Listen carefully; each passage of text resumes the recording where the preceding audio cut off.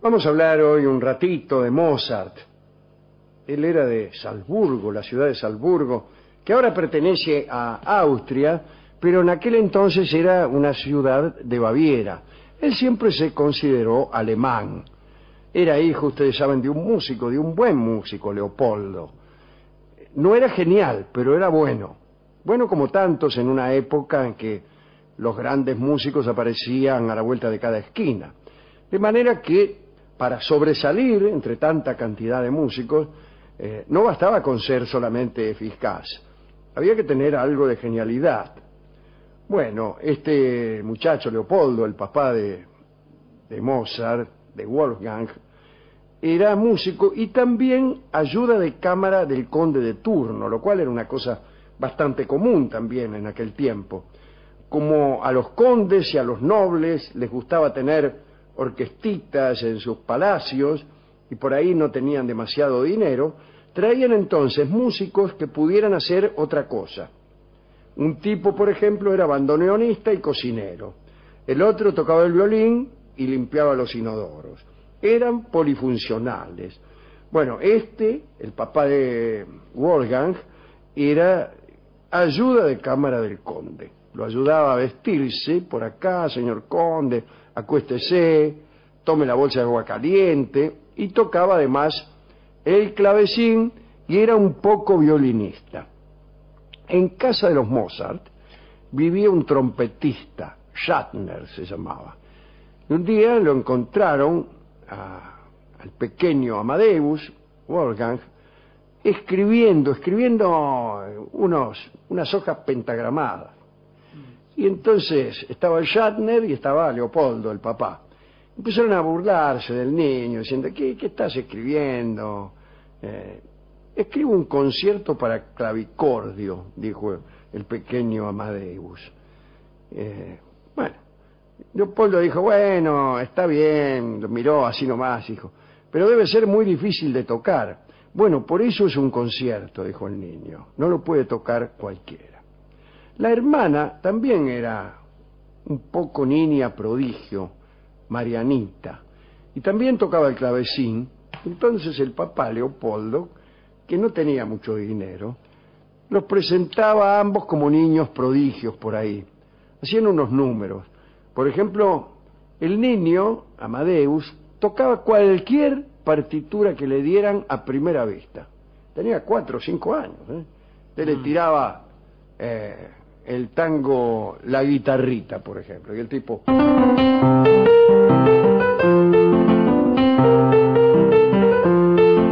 así. Un niño, decía. Era genial, pero más genial que esto, porque no le presentaban la partitura de La Guitarrita, que cualquiera lo sabe, sino cosas dificilísimas. Y el tipo, vio cómo es la gente. Sí, cuando dicen que un niño toca cualquier partitura a primera vista, entonces le traen, qué sé yo, el vuelo del moscardón. Y el pibe, se equivocó. Señor, o le traen la variación de Canaro en París. Y claro, cuando se equivoca el niño, todos saltan y piden que le devuelvan el dinero. Cuánta crueldad. Bueno, había compuesto ya a esa altura, a los 4 o 5 años, el pequeño, un minueto, que fue la primera de sus 600 obras. Esto también sorprende, son muchas obras. Y son muchas siendo que murió muy joven, ¿no? Pero bueno, de eso hablaremos luego. Un día el papá tiene la ocurrencia de llevarlo a Viena. Lo voy a llevar a Viena a ver qué pasa, lo lleva, y ahí estaba la emperatriz, María Teresa. Bueno, ahí tocan los chicos en casa de unos nobles, y esperan una semana y piden audiencia con la emperatriz, y la emperatriz finalmente los recibe. Viene la emperatriz con el marido, y los chicos tocan unos lindos temas, aplauden, los reciben en Schönbrunn, que es el castillo de los Habsburgo, tocan, y al final hay una niñita chiquita, una nena, la hija de María Teresa, que lo toma de la mano al pequeño Mozart y lo lleva a mirar sus juguetes. Entonces el niño le da un beso. Eres muy hermosa, le dijo, me gustaría casarme contigo. Y la pequeña archiduquesa se ríe. pobre archiduquesa, porque es la misma pequeña archiduquesa que luego se va a casar mal, tan mal que se casa con Luis XVI de Francia y va a morir por esa causa en la guillotina. La niña es María Antonieta, la hija de María Teresa. Bien, en aquella jornada María Teresa también le dice: tú podrás casarte con quien quieras, porque eres rey de los músicos. Y lo besa, la emperatriz, ¿no? Un año más tarde van todos a París, y ahí está la Pompadour, la favorita de Luis XV, que les demuestra mucha admiración, pero se niega a besar al niño. Y Mozart dice: ¿quién es esta mujer tan orgullosa que no quiere besarme si es que la emperatriz me ha besado? Bueno, así andaban. No tenían mucha suerte, porque en París le sucedió algo muy desafortunado. Estaban teniendo mucho éxito y justo se murió un hermano del delfín, es decir, el heredero del trono, y la corte se puso de luto y adiós a la música. Van entonces a Londres y les va más o menos. Allí Mozart conoce la ópera italiana a través de un castrato. Ustedes saben que los castrati eran muy frecuentes en aquel momento, hemos hablado ya de ellos, y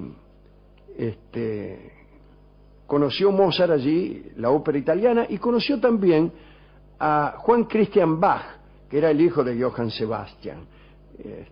En ese entonces ya Mozart tenía 8 años. A los 10, el arzobispo de Salzburgo le encargó un oratorio. ¿Y saben qué hizo el arzobispo? Lo fue a mirar mientras componía, porque tenía miedo de que el padre le hiciera los deberes al pequeño Mozart, de que el padre compusiera un oratorio. Entonces lo espió todo el tiempo mientras el niño componía. Ahora, nunca alcanzan los Mozart a ganar mucho dinero. El pequeño Wolfgang tenía mucho éxito, pero siempre pasaba algo que le impedía ganar mucho dinero. Y esa fue en realidad la peor preocupación de toda su vida. Lo llevaron a Italia, también mucho éxito, no tanto dinero. Allí es donde sucede la famosa anécdota de la Capilla Sixtina. Allí tocaban un Miserere de Allegri, cuyas partituras no se podían copiar, no estaban al alcance de público, ¿no? Estaba prohibido examinarlas. Y el pequeño Mozart escuchó el Miserere de Allegri, y cuando llegó a la posada donde paraban, transcribió el Miserere nota por nota. Y fue al otro día a escucharlo para ver si se había equivocado en algo, y no, había acertado en todas las notas. Quiere decir que tenía una memoria prodigiosa, prodigiosa hasta lo diabólico. Bien. El Papa se enteró de esto, de este episodio, ¿no?, del Miserere, y lo condecoró con una espuela de oro o una cosa así. Estuvieron en Nápoles y allí empezaron a decir que el secreto de su agilidad, tocaba de un modo muy ágil, tocaba partes muy rápidas, muchas semicorcheas, muchas fusas, y empezaron a decir que había un secreto, y que es que tenía una sortija mágica en la mano izquierda. Y entonces el pequeño Mozart, en medio de un concierto, se sacó la sortija y la tiró al público para que vieran que no era así, que era otra cosa lo que sucedía. En aquella época, ya siendo un preadolescente, un adolescente, se enamoró de una señorita, Aloysia Weber. Pero la mina no le dio mucha bolilla, o primero le dio un poco de bolilla, después no. Al final, el muchacho empieza a entreverarse con la hermana. La hermana tenía apenas 14 años. Y bueno, al final siguió con la hermana, Constanza se llamaba la hermana, y terminó casándose con ella. Empezó a dar clases de piano, se hizo masón, bueno, ¿qué iba a hacer, no? Y a toda hora compone, siempre está componiendo. Como hemos dicho, se casó con Constanza, tuvo un primer hijo, ese hijo murió, conoció también por esa época a un señor Salieri. Y los que han visto la película sabrán que es una película que produce un efecto extraño, ¿no? Especialmente acerca de Salieri y también acerca del propio Mozart. Parece que Mozart fuera un muchacho medio estúpido y que Salieri fuera un miserable. Y la verdad parece ser que que Salieri era alguien de talento, un músico bastante bueno, que era un rival de Mozart, como cualquier otro, pero de ningún modo un enemigo. Y tampoco es cierto que Mozart se pasara riendo todo el día, ni que fuera un imbécil, ni tampoco que Constanza fuera la mujer vulgar que parece mostrarnos esa película de un gran director, por otra parte. También conoció Mozart por aquel entonces a un joven organista de Colonia que se llamaba Beethoven. Un día estaba Mozart con Haydn y jugó una especie de apuesta. Lo desafió a Haydn a que tocara una pieza que él había compuesto esa misma mañana. Y Haydn aceptó, empezó a tocarla. Por ahí llegó un momento en que tenía las manos muy abiertas, la derecha en notas muy agudas y la izquierda en notas muy graves. Por ahí aparece escrita una nota en el medio. Y dijo Haydn, esto no lo puedo tocar. Bueno, yo sí, dijo Mozart. Volvió a la parte y cuando llegó al momento en que tenía la derecha muy lejos de la izquierda, tocó la nota que aparecía ahí con la nariz. Ah, llegó con la nariz. Sí, y le ganó a Haydn, según dicen, una botella de champán. Llega a la vida de Mozart el famoso episodio del desconocido, ¿no? Ya casado Mozart, siempre luchando, con problemas económicos, bien, estrena óperas, nunca con muchísimo éxito, a veces con cierto éxito. Y un día apareció un desconocido.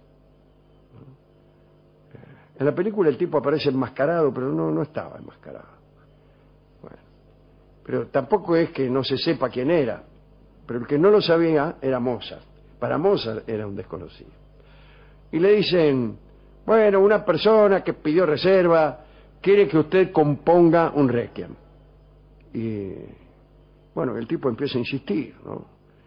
Y Mozart se empieza a enfermar. No por eso, se enferma por otra cosa, vaya a saber. Pero empieza a tener la idea de que ese requiem era para él mismo.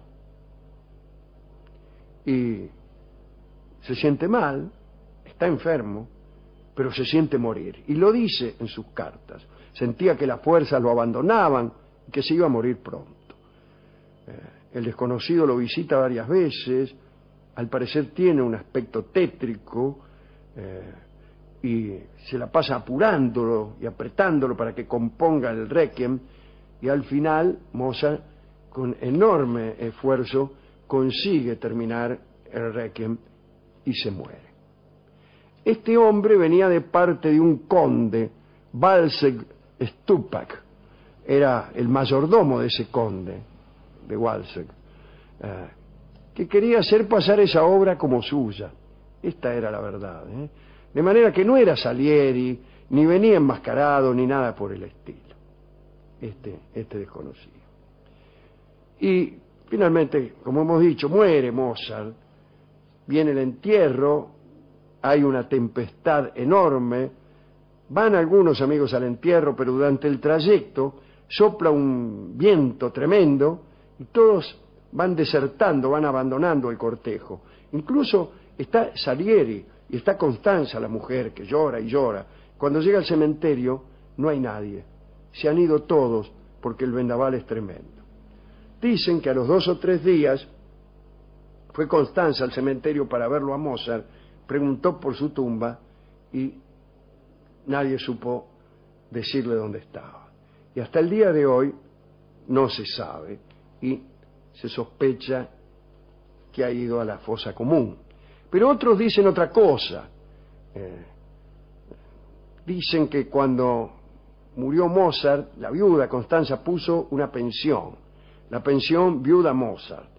Y allí cayó un día un señor, creo que dinamarqués, llamado Georg Nielsen, y se enamora de ella y se casa. Bueno, la atiende, la trata bien, y un día, 20 años más tarde, Nielsen se va a Copenhague por unos negocios, y esa era la primera vez, dicen otros, que Constanza va al cementerio, que recién ese día fue al cementerio, que no fue 2 o 3 días después de la muerte de Mozart, sino 20 años después. Y claro que no encuentra la tumba, porque el sepulturero que enterró a Mozart no trabaja más allí y ha pasado mucho tiempo. Esa es la otra versión. Como quiera que sea, no sabemos dónde está el cadáver de Mozart.